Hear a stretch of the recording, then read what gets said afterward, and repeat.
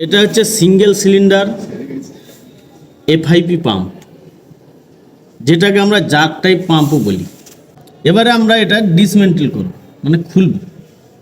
First হচ্ছে এখানে একটা লক লাগানো থাকে, সেই লকটা হচ্ছে এইটা, এটাকে বলছে ট্যাপেট লক।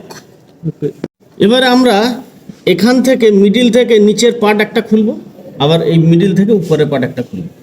ফার্স্ট আমরা নিচের পার্ট খুলছি, এটা হচ্ছে ট্যাপেট, যেটাকে ক্যামশ্যাফট হিট করে। ক্যামশ্যাফট এই ট্যাপেটের উপরেই পুশ করে। তারপরে যেটা খুলব সেটা হচ্ছে প্লাঞ্জার লক, এটাকে বলছি আমরা প্লাঞ্জার লক। তারপরে যেটা বেরাবে সেটা হচ্ছে প্লাঞ্জার। প্লাঞ্জারের এই জায়গাটার নাম হচ্ছে হেলিক্স। এই জায়গাটায় প্লাঞ্জারের লকটা এইভাবে আটকানো থাকে। এরপর হচ্ছে প্লাঞ্জার রিটার্নিং স্প্রিং। তারপরে হচ্ছে স্প্রিং সিট, এই স্প্রিংটা বসে, স্প্রিং সিট। তারপরে এটার নাম হচ্ছে টুথ কোয়াড্র্যান্ট, এই যে টিথ মতো আছে এটাকে বলছে টুথ কোয়াড্র্যান্ট। আর এটা হচ্ছে কন্ট্রোল স্লিপ। এখান থেকে এই পার্টটা টোটালটা বেরিয়ে গেছে।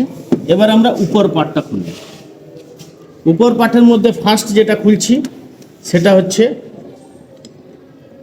Holder, delivery valve returning spring.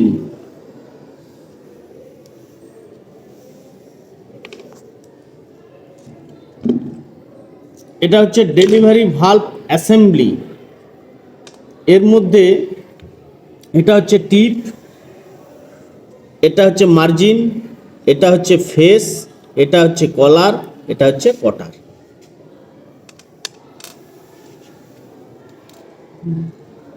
এবারে যেটা বের করব সেটা হচ্ছে ব্যারেল। এটা হচ্ছে ব্যারেলের লক। অনেক জায়গায় এরকম স্ক্রু টাইপ থাকবে, অনেক জায়গায় এমনি পুশ করা থাকবে, সেখানে লকের সঙ্গে ম্যাচ করিয়ে লাগাতে হবে। সেটা হচ্ছে ব্যারেল। এবারে যেটা বেরাবে সেটা হচ্ছে কন্ট্রোল রড। এই হচ্ছে আমাদের ভেতরে টোটাল কমপ্লিট অ্যাসেম্বলি।